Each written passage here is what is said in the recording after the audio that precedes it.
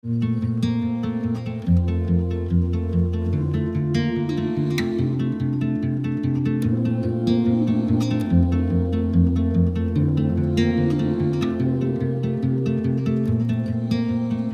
folks, so we are going to tackle some of this yellow garden today.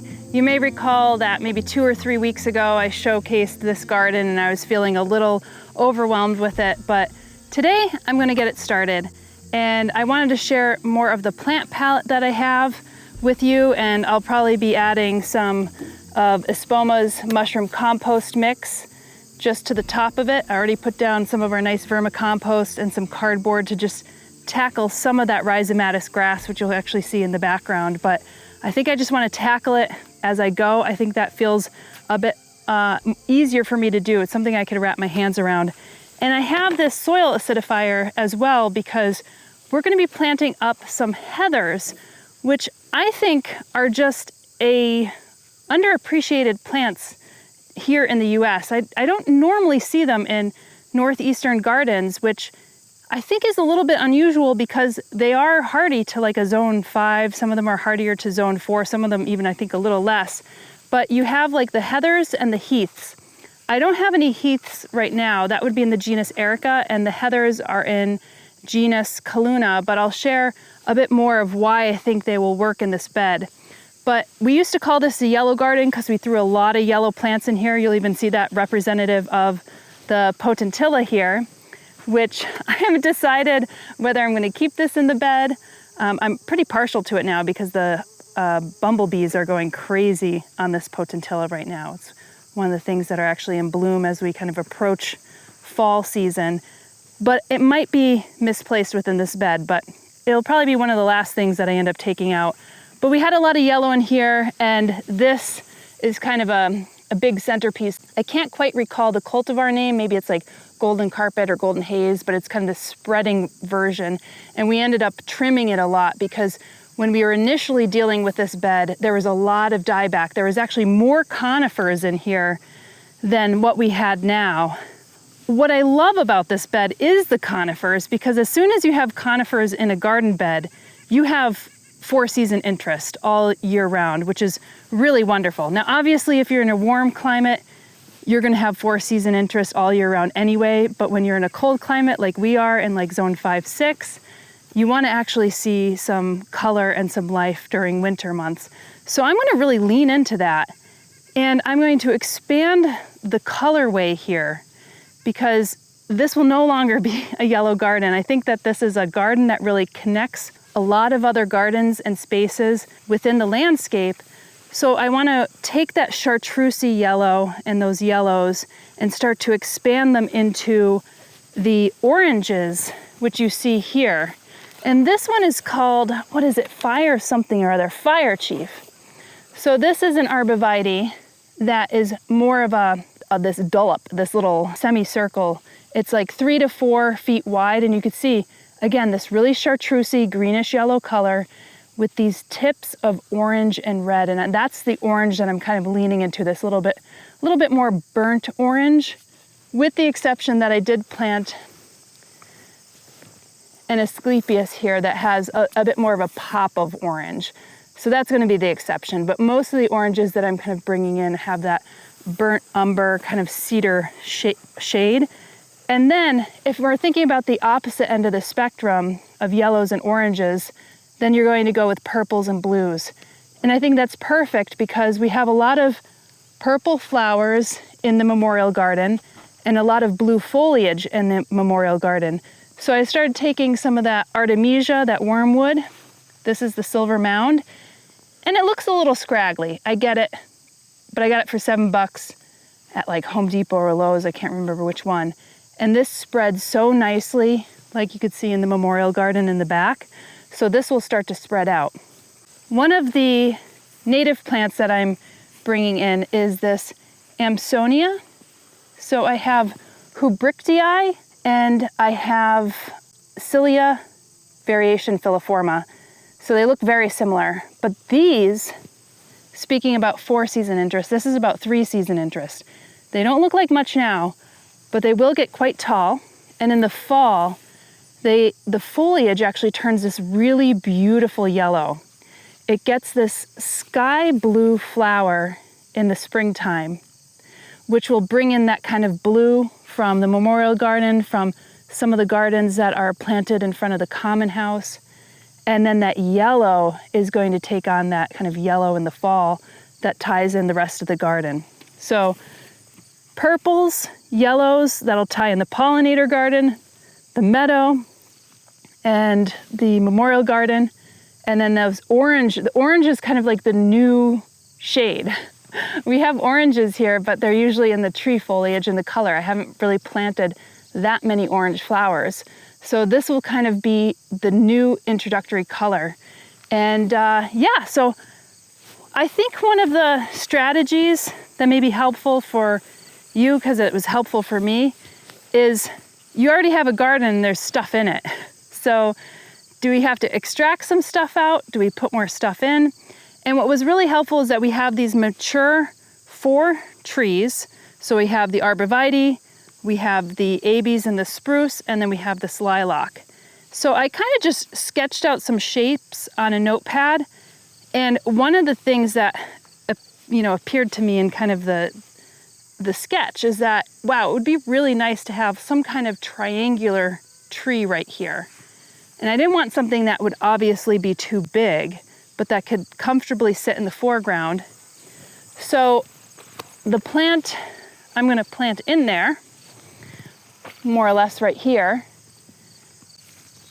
is this Juniperus communis gold cone. And this will only get about 4 or 5 feet high and maybe 2 to 3 feet wide. And you can see it has these beautiful needle-like leaves. And it has that verdigris hue of its leaf right now. But as it hits fall and winter time, it starts to turn a little bit more chartreusey yellow, which will mimic some of the yellow that you'll already be seeing in the garden. So I think that actually works really well and doesn't overtake the garden. So I already mentioned the arborvitae fire chief, so I feel like these could actually be really good edgers.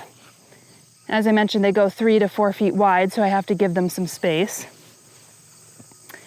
And then one of the other plants, never planted this plant before, it's not a native. This is a ceratostigma, and let's see, the species name is Wilmontianum. Now I have some ceratostigmas, and they really are a true blue flower. This one gets a little bit bushier, but I have some of the ceratostigmas in front of the common house, and they get this blue color in the flower and this burnt red petiole, and their leaves actually start to orange and redden up. So I thought that could be really nice in the garden. And I don't mind something that's a little bit bushy and maybe a little bit scraggly. I think the Mahonia fits that bill. So this is a Mahonia. It's related to the barberry plants. It gets that really yellow root actually, and it's considered a medicinal. But it's a bit of a scraggly plant. So I kind of like it, and I think it works well here when you have a lot of structure. Now, one of the things that I mentioned early on are heathers, and I'll have to do a separate episode on heathers and heaths. I wish I had some examples of heaths. I have a few that are planted in the memorial garden, which I'll show you later, but morphologically, here's some of the difference. Well, stepping back, I'll say that this is an ericaceous plant. So it's related actually to blueberries. So you could probably see that in the similarities of the flowers, which are these little lavender purple flowers right here, which are just hugging, clasping this stem, really. So you get this color between heathers and heaths. You get color all season long. So you have this evergreen foliage here. And then with heaths, you get something that actually looks a bit more needle-like, so a bit more like the juniperus. And one of the things that I really like to recreate in gardens is take a look at some of the canopy that's in the garden. So if you have some of these conifers, what type of plants that may not even be related to the conifers have a very similar leaf structure? And I really like mimicking that and creating this smaller diorama below. And so when I was looking at all the conifers here, especially the arborvitae, I was like, why don't I lean into that? Because this reminds me of arborvitae leaves, but then it has these beautiful colors, and this will bloom from summer to fall. And then the ericas, or the heaths, will bloom from winter into spring, which is like so cool. So I'll probably end up investing in some ericas as well. And these do tend to get a little scraggly, so like after they bloom, you may want to actually trim off some of the tops and shape them. But I have 3 different cultivars, and 2 actually look exactly the same. So this is Darts Flamboyant. I'll show you, and I got one called Blazeway, and you could tell me that if they look any different from one another. Yeah. And maybe in the fall or winter, they start to look a little different. This is Blazeway, and this is Darts Flamboyant. I think it's really hard for me to tell the difference. So I'll probably end up planting these together, and I think that's when they really start to shine. Like if you stand back, it's just this chartreusey color with this lavender flower. It's phenomenal. You'll see that this one here is a completely different cultivar. This is Gold Haze. And I actually planted up 2 smaller ones that aren't in bloom right now. So this is the Gold Haze, but a smaller version not in bloom. So you could see that this gets a little bit of a white bell-shaped flower. And I'm pretty sure that what would pollinate these would probably be little bees, like little bumblebees, because that's what usually plants ericaceous flowers. So that's going to be a big part in this garden. And my hope is they'll start to expand and snuff out some of that grass. That's what I'm hoping. I don't know if that's going to be true. Now, the other plant palette that I'd like to show you, and I got these from my friends at Rare Roots. I really love shopping there because they have such healthy plants, and they're relatively full for a 4-inch pot. So here's a Heucherella, and I think this is called Copper King. Yes. So Heucherella, I introduced Heucherella maybe in my shade garden tour. And Heucherella is actually an intergeneric cross. And what that means is that they're crossing 2 genera within the same family. So it's a cross between a Heuchera and a Tiarella, both which are native plants. And they still get this kind of, they're called foamy bells. So they get these little foamy white flowers in the spring. And you could see that this Heucherella has the colors that I want in this garden, which is that chartreusey green turning into that kind of orangish red rust color. So I thought these are actually perfect. And I'm excited to kind of figure out where we could plant those. These don't mind a little bit of shade, whereas the heathers and the heaths are going to want a little sun. And part of the reason why I have that soil acidifier is because with ericaceous plants, you're going to want to put some of that acidifier in the hole, or you can use some sulfur or whatnot to acidify the soil some more. We have acidic, approaching neutral soil, but a lot of those ericaceous plants don't mind having something that's a little bit more acidic. Okay, let's see what else we have in here. Heliopsis bleeding hearts. So this is an oxeye daisy that gets more of that kind of burnt umber, burnt orange color. So again, doesn't look like much, but that's what we have in the color palette. These are the salvias. So this is called May Night, and it's a woodland sage. This doesn't grow too tall. It grows about 2 feet, 18 to 24 inches. So I don't want to completely overtake these big trees in the back. So I don't want the herbaceous border to grow up too much. But this gets a nice dark purple color, and I love salvias because they often hold their bloom for quite a bit of time, especially in that kind of spring to early summer, and the pollinators absolutely adore it. So I will be excited to add like more herbaceous perennials here to attract some of those pollinators. Okay, and like, let's see what else. I think I have some things over here. So these ones that look like ponytails, this is Muhlenbergia capillaris. And I'll have to show you an image of what this looks like. This is gauzy purple. So initially when I saw this bed, I have this big moor grass, which is actually a non-native clumper in the back, and it gets this kind of purple inflorescence. This is covered in a cloud of purple, but you could see through it. It's like kind of a gauzy curtain.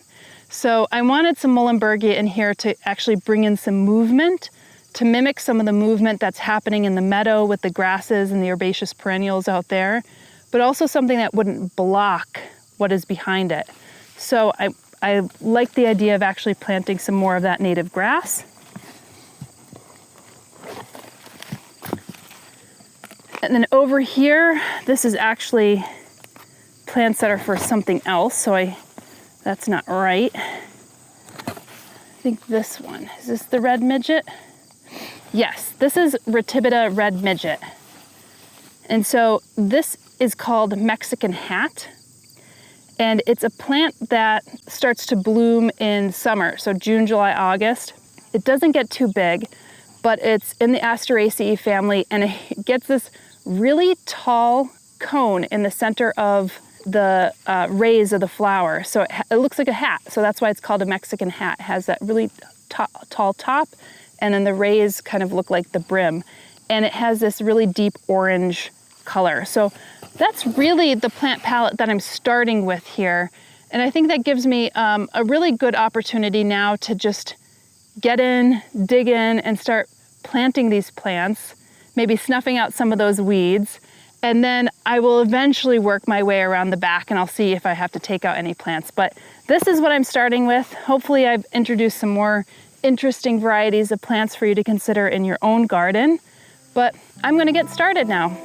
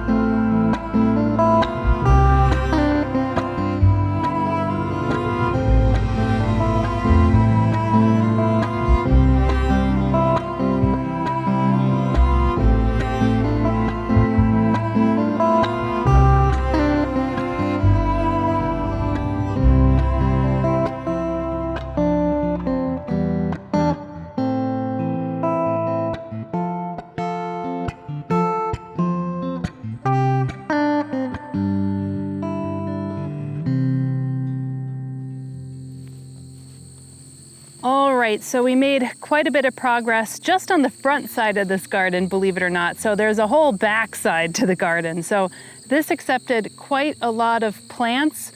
All of the heathers, the heucherellas, the muhlenbergias, they're all planted in. And what I'm gonna do just to finish the front of the bed off is take some of the Espoma organic mushroom compost mix and just lightly spread that over the tops of some of these plants that were recently planted in. I'm gonna then go and water it in as well. That's gonna be really important because I added quite a bit of soil acidifier just around the heathers primarily, because as I had mentioned, they prefer a much more acidic soil. So just putting that around the drip line, roughly I take about 3 handfuls, which is probably around 1 cup just around each of the heathers. And it's gonna fill out nicely. I mean, some of the heathers are already blooming. The muhlenbergia is, going to start getting started putting on that inflorescence probably this year because they're pretty good size, even though they're just 4 inches. They'll start to put out that spray of purple inflorescences September, October, and even into November. So I think that will look really good. The moor grass already has the inflorescence on, as you could see. And I think in 1 year's time, this is going to look so much fuller, and I'm gonna love that. So hopefully I'll be able to finish the back side of the garden. I still have quite a bit of weeding that I need to do, and we'll see if I have enough budgeted for this garden, because I think this garden, I don't know, we could have easily spent $800 on this garden. Split 3 different ways, it's not as much, but it's still an expensive prospect. So if I could fit $800 worth of that, then I could probably fit $800 worth of garden material behind there. That being said, the stuff in the back is already pretty much planted. There's a lot of coreopsis back there. There's Panicum virgatum, which is some of our native grass. It's called Shenandoah red, which is the type of cultivar which gets little red tips. So I think I might actually keep a lot of that. Some of the stuff that we had tossed in from the meadow is like Zizia aurea, which is our golden Alexanders. There's chrysogonum under there. There's also lots of bulbs. So I might not actually have to plant that much in the back. But I think if we had to split this 3 ways, which is what we're doing, I'd say that we each are spending probably somewhere between $350, maybe even $400 on this whole garden bed per person. And then of course, if you value your labor costs a little bit as well. So I'm gonna just add some of that mushroom compost just to top it off. I don't think it's gonna be raining in the forecast, but even if it's planning on a good rain, it's pretty wise to actually water this in more fully. And a lot of these plants, once they establish, they're not gonna need much care after that. They are relatively drought tolerant. So a lot of these plants I've built up on a berm. It does get a little bit more moist and wet in the grass here. So when you actually plant gardens like on top of a berm, you're keeping their roots away from that water. So their roots have to grow down to their water, and they're not really sitting in any kind of soggy soil. So this bed has been amended pretty well, but I'm loving the look of it. I'm really excited about the heathers, and I promise I'll be doing a video on those shortly. All right, guys, bye. 10% of our Google AdSense revenue is reinvested back into community projects here in the Finger Lakes, and that's matched by our partners over at Espoma Organic. So that like, subscribe, and tip all go a long way. Thank you again, and we'll see you in the next episode.